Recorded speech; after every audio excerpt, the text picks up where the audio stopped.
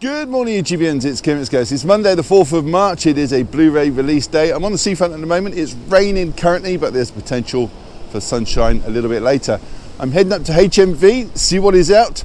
I'll grab a coffee along the way. I will show you little bits of the library, the work I've been doing whilst I've been away for the last 2 weeks, and then I'll show you what I picked up. So let's head up to HMV, grab a coffee, not a sponsor, and then I'll take you back home. It's going to be quite a long video today. Feel free to skip through bits that are boring. I'll see you all in a bit. So here I am in Costa, great way to start the proceedings. A piping hot latte and one of their breakfast wraps with brown sauce, lovely. And the children are all now back at school, so nice and relaxing and quiet in here today. What could be better? Okay, so it's time to go into HMV. They are advertising some kind of anime in the window, and what t-shirt has made it onto the mannequin this week is that Evangelon. There you go, onto the films. So here we go. First title to show you is Wonka. This is a Warner Brothers release. It's an origin story and it stars Timothée Chalamet as the title character. I will be picking this one up today. Blu-ray has a nice slipcover. It's priced at £14.99. And there is a 4K as well, also with a slipcover, and that is priced at £24.99, so an extra £10. And it comes with a PG certificate. Next is Dream Scenario, starring Nicolas Cage as a professor who shows up in everyone's dreams, which brings him a lot of attention, and he becomes an overnight celebrity. This one's priced at £14.99, and it carries a 15 certificate. Next we have Rumble Through the Dark, a mystery thriller starring Aaron Eckhart, Bella Thorne, and Marianne Jean-Baptiste. This one's about a bare-knuckle fighter trying to save his mother's home. £13.99 for this one today. VHS 85 next, a horror film from last year that stars Freddie Rodriguez and Scott Derrickson. It's about an ancient god that returns, which is never a good thing, and a lake that can bring the dead back to life. Just £12.99 for this one today.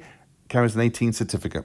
Handyman Sato in Another World, the complete first season. This is about a handyman who teams up with a wizard, a warrior, and a cleric in a fantasy world and becomes an essential part of their dynamic. £32.99 for this one today. Next is Revenger, the first season, put out by Crunchyroll Entertainment. This is about an assassin who wants to redeem his character, but will he make up for his mistake?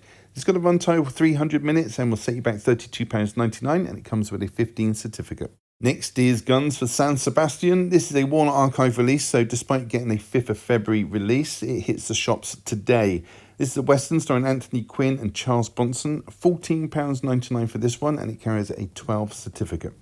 Next is The Lost Boys, a drama from last year directed by Zeno Gratton. This is a story of romance between prisoners Joe and William at a juvenile reform centre. This one is priced at £14.99 and it carries a 12 certificate. Next is The Frisco Kid, a comedy western from 1979 starring Harrison Ford and Gene Wilder. This sees Gene trying to get to San Francisco to take up the position of rabbi. Another Warner Archive release from the 5th of February, but hitting the shops today.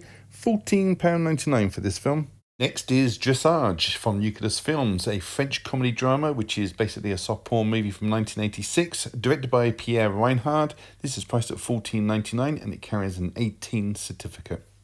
One from the Heart Reprise, a musical romantic drama from 1982. This one stars Raul Julia, Natasha Kinski, Terry Garr, Rebecca De Mornay and Harry Dean Stanton. It's a story of marriage on the verge of divorce. £14.99 for this one. And fortunately for you 4K collectors, it is also available. So this one is priced a little bit dearer at £26.99. Carries a 12 certificate.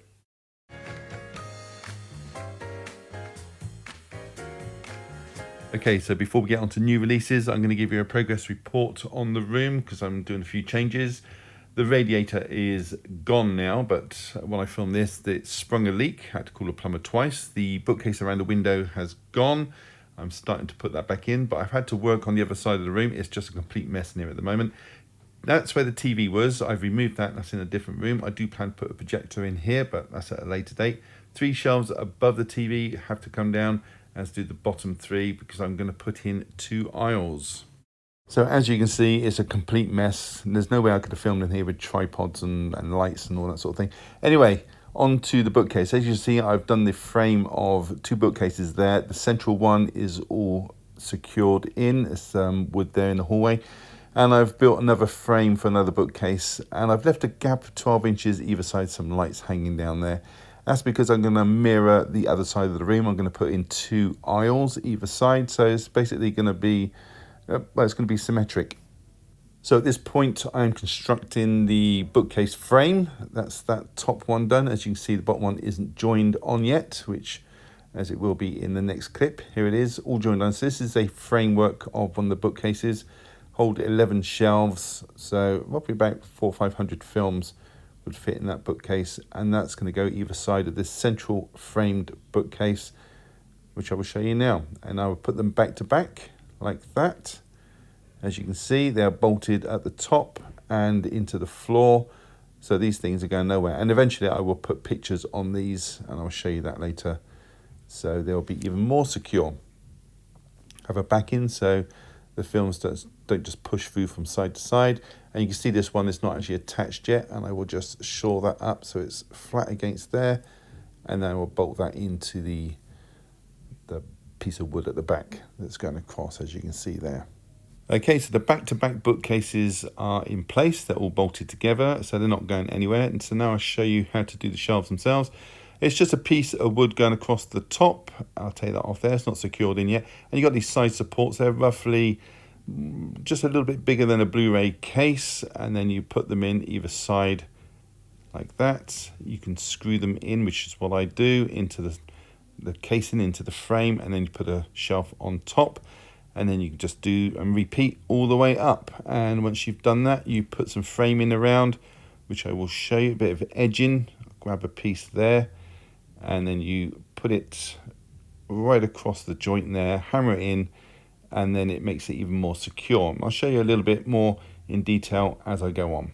So as you can see, I've put the shelves on most of the bookcases now. I've put some edging on so I can show you the finished product. All you have to do now is varnish. So you get the edging, you tack it into the side, cut the corners. There's a tool that you can cut the corners so they're angled like that. Just tack it in, it hides all the joints, and it just gives it a better finish, and it makes it more secure as well. You have to make sure that the frame is secure to the wall, or the floor, or both, or onto another bookcase, just to give it that added strength. You see this one doesn't have the edging on yet, but the shelves are complete. Okay, so here we go. We've got a bit of spare edging here next to this on-air sign. And I can show you when you cut the corners in and you tack it up against that, it gives a perfect finish, hides a multitude of sins, and just gives added strength to the bookcase overall. There it is up in the corner. Still need to varnish some new bits. Some of them already varnished. I've just repurposed those from a different bookshelf, different bookcase, the one that was around the window. So I will have to buy a lot more to finish the one in the corner. Okay, so the next step is to put the picture frames on the aisles to hide the seam that goes down. I've bought these pictures from a shop in Brighton. They're of old B movies, but I've got a few. I will show you them all in a moment, but I'll put that on there. And I'll show you how to make the frames as well. Okay, so I've cut the first piece of edging. As you can see, I've sort of bolt them in at the side so it's like a picture frame, and I've tapped it onto the top. This is going to hide all that seam going down, and I just have to sort of repeat that all the way around. And there is a tool, here it is, that you can cut the angles yourself so they make a right angle on the corners. So here it is, 3/4 finished. Just going to measure up the last piece of the frame, and this is quite simple and cheap to do. It costs about £6 or £7 per frame, and it's bespoke. You can do it to any size that you want. Okay, so back over to this side of the room. The radiator has now been removed. It did spring a leak. I had to call the plumber twice, which sort of set me back a couple of weeks. I've built the frame for the first bookcase. I'm going to have to move this bookcase so it's flush with that window, and another couple as well. So it's going to take a couple of weeks to do this, but I will be able to continue this without interruption to my channel. There is a pipe still sticking out the floor here and on the other side of the radiator. I'm going to have to work around those. I should just incorporate them into the bookcase, put a bit of protective sort of shelving around that so it doesn't knock it at all. So we'll do a quick scan of the room now. This is obviously the view that you see when I film. The posters are all in place. And we cut around to the aisles that I've built, and I've got most of the posters on there. I've still got to get a couple for the bottom section. But we'll take a closer look and you'll be able to see the edging is all in.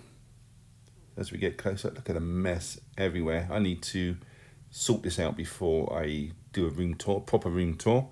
So I've got the Marvel figures on the shelves there. You see all the edging is in. all nice and neat. Needs varnishing, obviously, but that's not overly important at the moment. And then we'll take a look at the other side.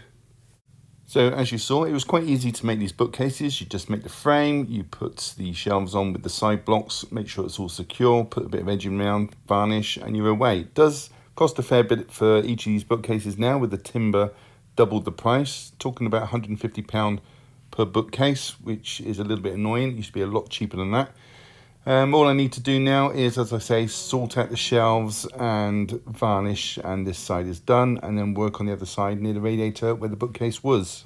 Okay, so posters so far, I have Footloose on the bottom of that aisle, followed by Lawrence of Arabia, then King Kong, and then Devil Girl from Mars, which is a fun little sci-fi B-movie. It was released recently, but some people have issues with syncage. But mine was fine, thankfully. And then on this aisle we have Satan's Satellites, and underneath that the original The Wicker Man, great film, and then below that Brief Encounter, and below that there is The Breakfast Club. I still need to get a couple of posters to go underneath The Breakfast Club and Footloose to hide the seam completely, but it's just getting time to go around and get them. Okay, so before I show you what films I've picked up over the last couple of weeks and today, this is the view that I see when I film from now on. TV is completely gone, and you can see the aisles are in their place.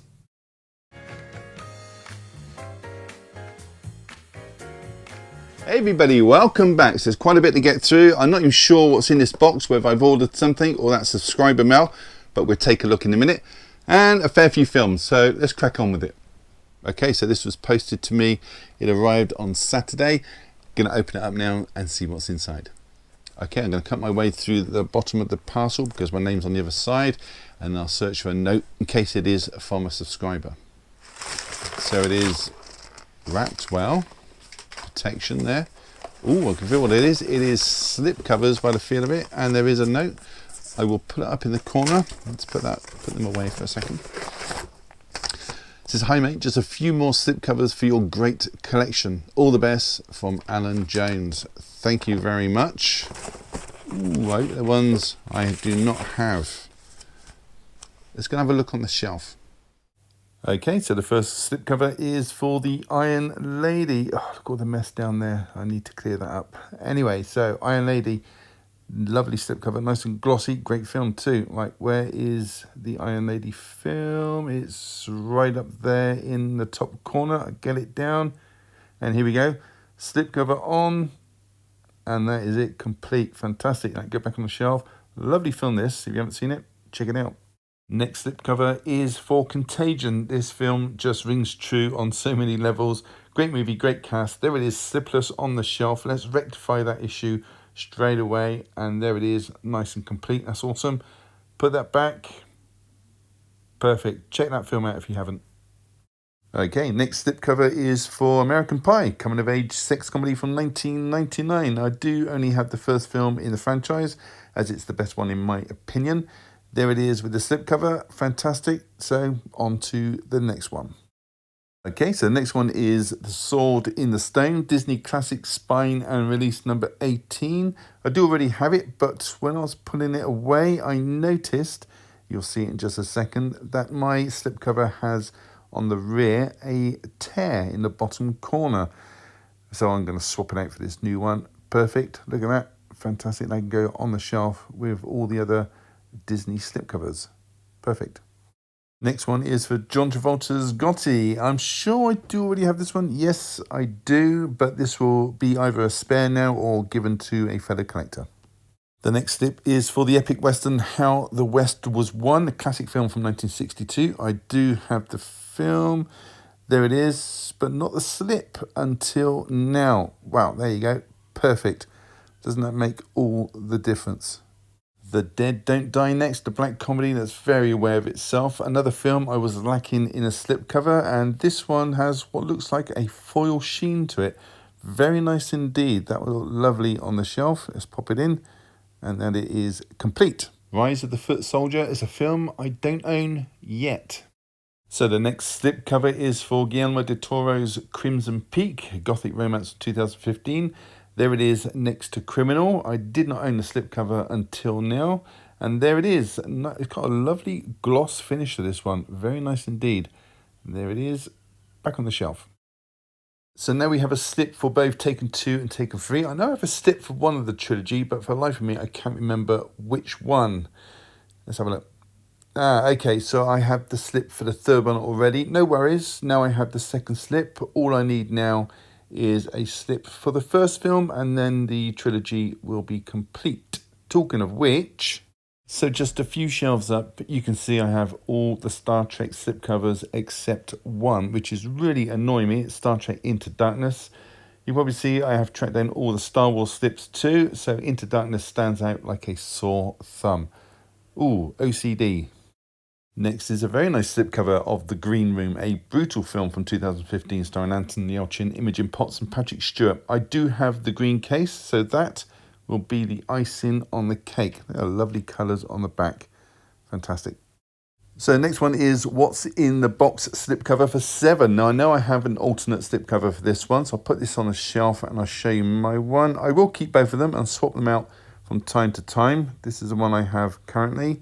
I'll tell you, with all the rain lately in Brighton, it's like living on a set of this movie. Okay, so next one is the slipcover for Ocean's 11. This is a George Clooney Brad Pitt remake, one of the best heist movies out there in my opinion. And as you may notice, I don't have any of the slipcovers for the rest of the films. Not even sure if they came with them, so very cool to have this in the collection. Again, great cast, great story. So the next slipcover is for The Beguiled. I'm just going to put it down over here because I've got a few things in the way. This is the 2017 remake of the 1971 Clint Eastwood movie with Colin Farrell taking over Clint's character role. Again, this was slipless, of course, until today. Okay, so the next one is for Amélie. This is a French romantic comedy from 2001 with Audrey Tautou as a title character whose aim in life is to help others. As you can see, I don't own the slipcover for this one until today. So fantastic. Let's pop it on the shelf in between Amelia and The American. Perfect. So the next one is from Notting Hill, and you can see a quote on the cover there. It's a rom-com from 1999 written by Richard Curtis. Lovely movie. There it is on the shelf with the white spine. Great cast in this one. Very funny indeed. Probably one of the best rom-coms on the market today. Hangovers Part 2 and 3 now. I'm sure I already own one of these, and I was right, already own number 2, so I'll pop on number 3, which leaves me with just the first one to find. Not sure what happened with the editing there. Anyway, thank you very much, Alan. You, mate, are a star.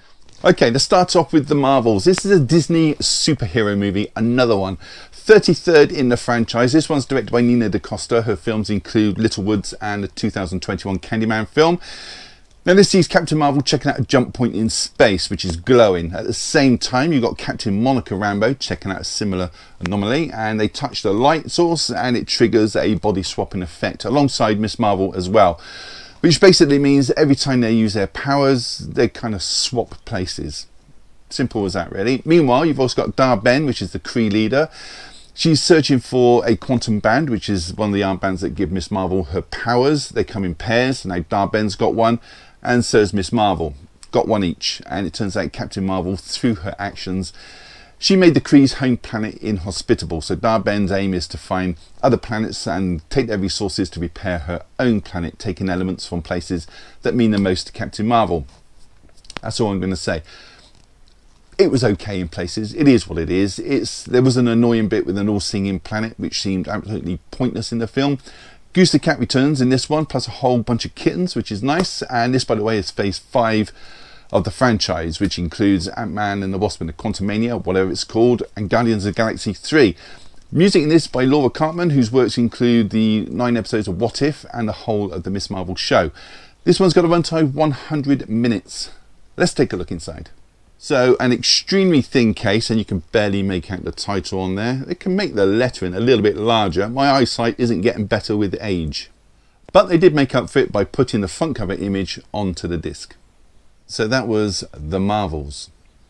Okay, next one to show you is a Spanish import. It's an official release. It's a press disc. The film is Alive. It's a 1993 biographical disaster movie which tells the story of the Uruguayan rugby team who are on their way to Chile for the big match. They're all celebrating, but unfortunately the plane crashes en route in the Andes on the 13th of October 1972. And it's an infamous story. Survivors have to eat the dead or die of starvation. The film, it opens up with a monologue delivered by John Malkovich, who is one of the rugby team members in the film, and then it cuts to that ill-fated crash. Hits the top of the mountain, rips the plane in half, ejecting several of the passengers and the crew out the back. And you may say actually that they were the fortunate ones given what the survivors are yet to face.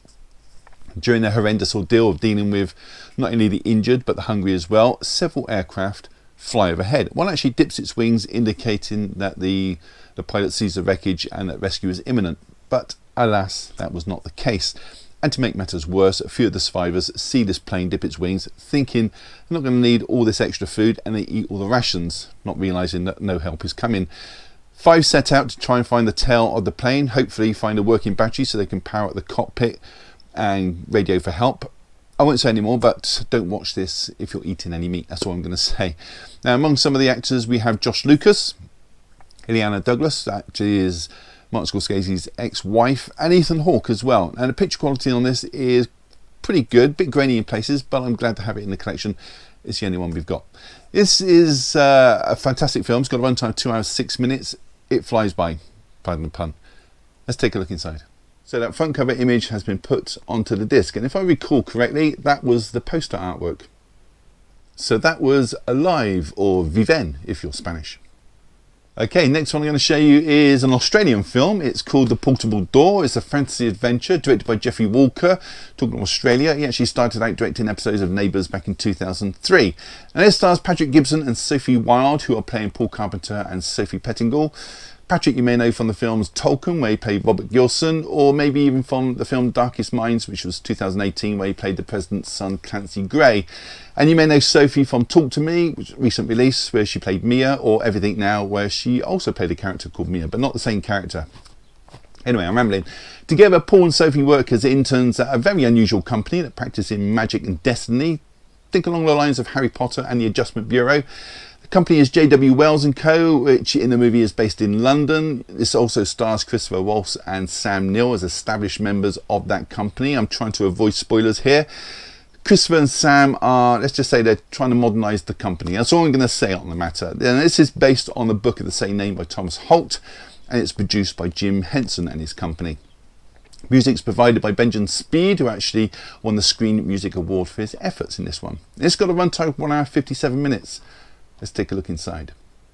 So that front cover image has been put onto the disc, and you can see there this was a Sky original, as it says on the disc and the cover.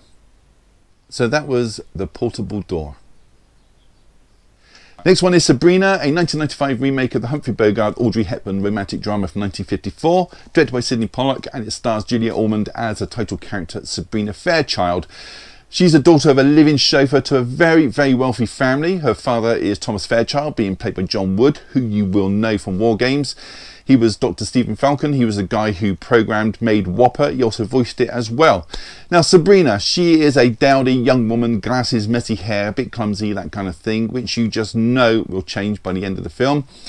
That sort of Cinderella kind of thing. She moves to Paris to do an internship at a modelling agency where she's an assistant. I should also point out she's infatuated with David, the youngest son of the wealthy family, played by Greg Kinnear. He's a playboy, he shirks his responsibilities, but his older and more stable brother is Linus, being played by Harrison Ford. He's all work, no play, kind of runs a family business, but David is in love, about to be married, which means a massive merger between the two families.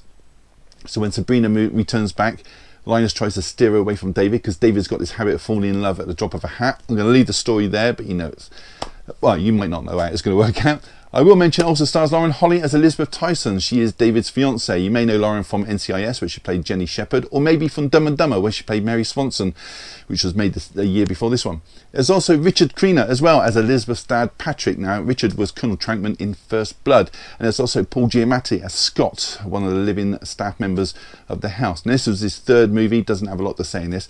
I love this. It's sweet. No guns, no swearing, no killing. Just non-offensive, good old-fashioned love story. It's got a runtime, this one, of 2 hours 7 minutes. Let's take a look inside. Okay, so this is the one I got. It's an official Spanish press release, but I should point out there is a German one, which I did have, but they removed the English audio from this, so don't get the German release. Go for the Spanish one. The picture quality isn't fantastic, but it's the best we got. So that front cover image has been put onto the disc. I actually prefer the image on the German cover, although it's in German, but the Spanish one is in Spanish. So I might swap over the covers, but obviously not the discs. So that was Sabrina. Okay, next one to show you is Dream Scenario. This is a black comedy written and directed by Christopher Borgli, and this is his third film. His first one was Drib, which starred Adam Pearson, who was an ex-Brighton resident who you may know from the film Under the Skin.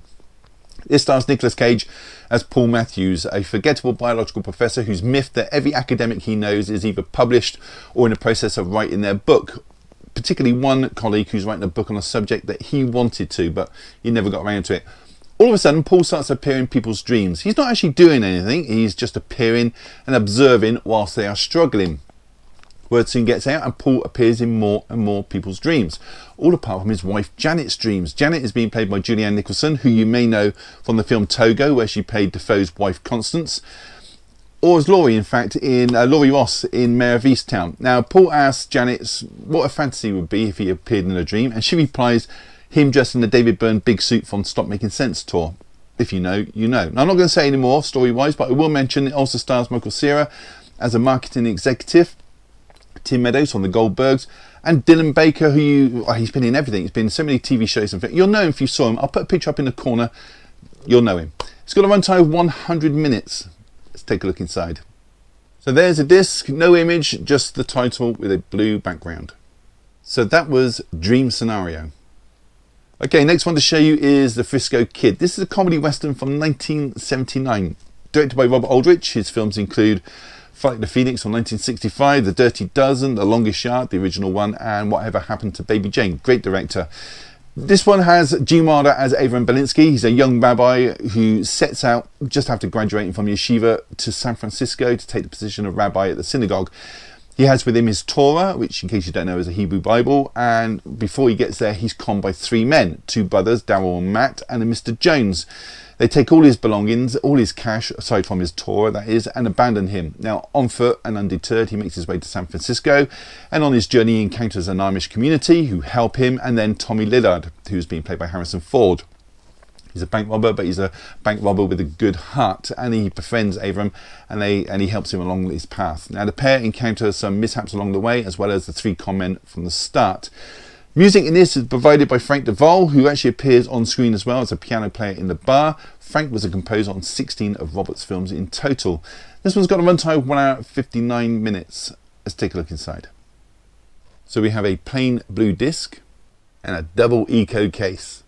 So that was The Frisco Kid. Okay, so next and last is Wonka. Now this is an origin story of how Willy Wonka started out. Now Willy Wonka in this is being played by Timothy Chalamet, and you're going to know him from films such as Interstellar, Lady Bird, The French Dispatch, and of course Dune, where he's playing Paul Atreides. Wonka's got little option but to lodge at Mrs. Scrobbitt's house, which has, as it turns out, dire consequences if you do not read the small print in the tenancy agreement. Unfortunately, Willy Wonka cannot read. I should point out this is directed by Paul King, who made the two Paddington films. Anyway, Wonka wants to make and sell chocolate to the townspeople, obviously, but he's going to need a shop, and unfortunately for him, the town's run by a chocolate cartel, and they have the chief of police in their pocket via his obsession with their confection. Now, obviously, this is all going to work out. It's an origin story. We all know what happens to Willy Wonka via Willy Wonka and the Chocolate Factory, the fantastic movie from 1971. It also stars Rowan Atkinson as a corrupt chocolate-addicted clergyman called Father Julius. Mrs. Scrubbit is being played by Olivia Colman, fantastic actress. Matt Lucas is one of the Chocolate Cartel members. Carla Lane is Noodle, little girl that helps Wonka throughout the film. Hugh Grant is a Oompa Loompa, and Sally Hawkins is Willy Wonka's late mother. So great cast there. There are others, but it's the crux of it. This has got a runtime of 116 minutes. Let's take a look inside. So the slipcover and the cover have the same image. You have the title with a plain blue background and another double eco case. So that was Wonka. So that was it. Have you seen any of those? Plan to pick them up or just want to leave a comment? Then do so down below. I will read every single one and try to reply if I have the time. Give the video a thumbs up, really does help the channel, and subscribe if you haven't. It's all free. Why wouldn't you? And on that note, all that's left to say is thank you so much for choosing my channel today and watching my video. Take care. I'll see you all in the next one. Bye.